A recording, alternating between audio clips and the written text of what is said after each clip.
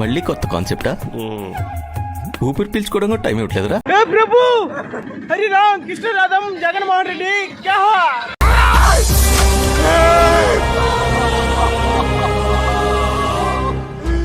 నువ్వు ఇంతకు మించి దిగజారమన్న ప్రతిసారి you prove me wrong. Venkanna పాదాల చెంత వీడు మళ్ళీ వచ్చాడు. అలిపిరిలో శ్రీ మహావిష్ణువు విగ్రహం నేలపై పడి ఉండటం, దాని చుట్టూ మలమూత్రాలు మందు బాటెలతో అపవిత్రం కావటం. మీరు మాట్లాడేది నిజమేనా? ఎందుకు వచ్చిందో అనుమానం? ఇప్పుడు ఎలాగ అంటారండి, సీన్ క్లైమాక్స్ లో నన్ను ఎడవం చేసి ఆడుకుంటారు. మీ మాటలు నేను నమ్మలేను సార్. ఇదే విషయాన్ని టీటీడీ మాజీ చైర్మన్ భూమన కరుణాకర్ రెడ్డి బయట పెట్టడం. కరుణాకర్ రెడ్డి గారికి పోలీసులు 41A నోటీస్ ఇచ్చారు. ఎందుకంటే భూమన కరుణాకర్ రెడ్డి గారు పదే పదే టీటీడీ మీద లేని పోని ఆరోపణలు చేస్తూ, అరే త్రాష్టుడా, నికృష్టుడా, దుర్మార్గుడా, నికృష్టుడా, నీకు నరకంలో కూడా చోటు లభించదురా, హిందువుల మనోభావాలు గాయపరిచేలా ప్రయత్నాలు చేస్తున్నారు. పుణ్యాత్ములున్న చేటే పాపాత్ములు ఉంటారు. ఎక్కడ కూడా నా పేరు ఎక్కడ లేదు. అది శ్రీ మహావిష్ణువు విగ్రహం కాదని శనీశ్వరుని విగ్రహమని ఎవరు చెప్పారు? ఎవరో చెప్తే నమ్ముతా నేను? వాళ్ళే చెప్పారు. కర్మరా బాబు.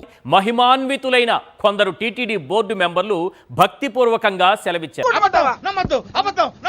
ఏదైతేనే హిందూ దేవతల విగ్రహానికి అపచారం జరిగిందని వాళ్ల నోటితో వాళ్లే ఒప్పుకున్నారు. నిన్న ఆయన అలిపిరి దగ్గర మఠాధిపతులారా రండి, పీఠాధిపతులారా రండి, హైందవ సంఘాలు రండి, ఎంత ఘోరం అపచారం అంటూ అక్కడ నుంచి మాట్లాడారు. రండి బాబు రండి, మా నటనలు చూడగా రండి, రండి బాబు రండి, మా నటనలు చూడగా రండి.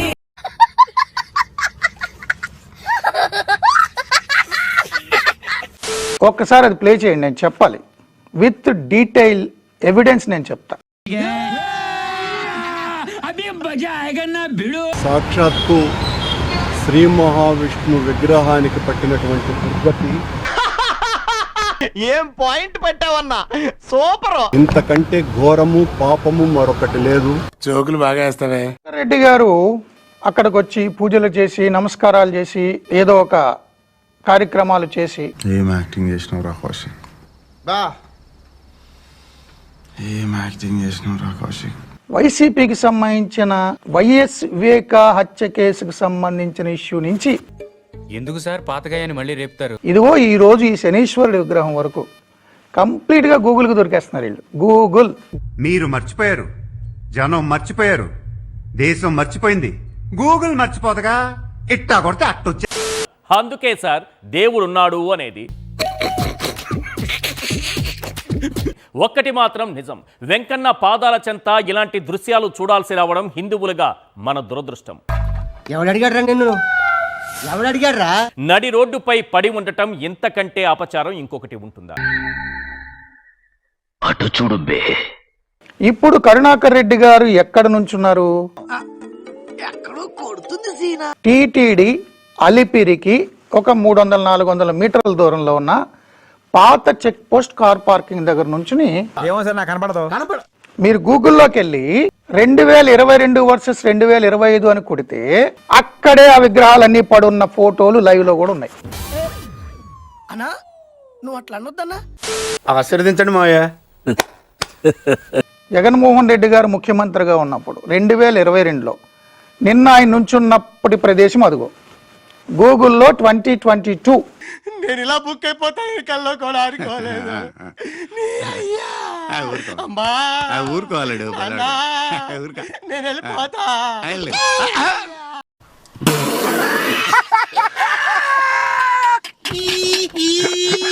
అదిగో ఆ రాళ్ళు రప్పలు 2 యాంగిల్స్ నుంచి తీసాం మేము. గూగుల్ 2 వైపుల నుంచి చూపింది. ఇంకెంత క్లియర్ గా చెప్పిన తర్వాత ఎంగిల్ కాన్సల్ దగ్గర కుక్కలా ఇక్కడ ఎందుకు మనం పదండి. కాకపోతే ఈ ప్రభుత్వం వచ్చిన తర్వాత కారు పార్కింగ్ కోసం చదువు చేయడం వల్ల ఆ విగ్రహాలు బయటపడ్డాయి. సాక్షాత్తు శ్రీ మహావిష్ణు విగ్రహానికి పట్టినటువంటి దుర్గతి. ఇలాంటి దారుణమైనటువంటి పరిస్థితులు నిజంగా వీళ్ళు హైందవ ధర్మ పరిరక్షకులేనా? ఎరగదీసావు కదరా. ఎన్టీఆర్ని చూశాను, ఏఎన్ఆర్ని చూశాను, అమితాబ్ని చూశాను, కమల్ని చూశాను. కానీ నీలాంటి నటుడిని చూడలేదురా.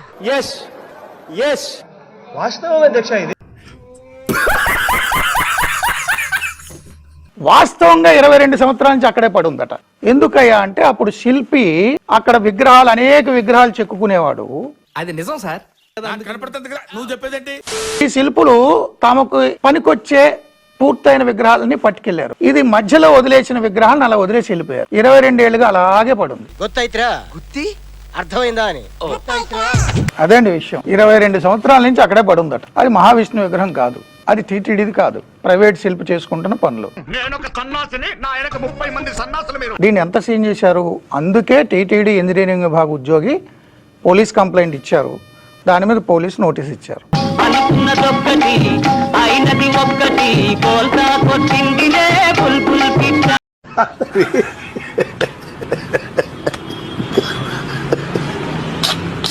ఇది ఏదో పెద్ద మళ్ళీ కేసులు, గొడవలు, అదంతా ఏదో డ్రామా చేద్దాం అనుకుంటున్నారు. మరి నాకు తెలియదు కానీ వాళ్ళు చేసే ప్రతి తప్పు ఇదిగో అని ప్రజల ముందు తెలిసిపోయేలా చేస్తున్నారు. కనపడలేదా మీ కంటికి? పెట్టల దొరలాగా మీ దృష్టికి పిచ్చోడా ఫేస్ కదా చూడాల్సిందే. మనసు స్వామి, మనసు స్వామి, మనసు స్వామి. Sorry sorry.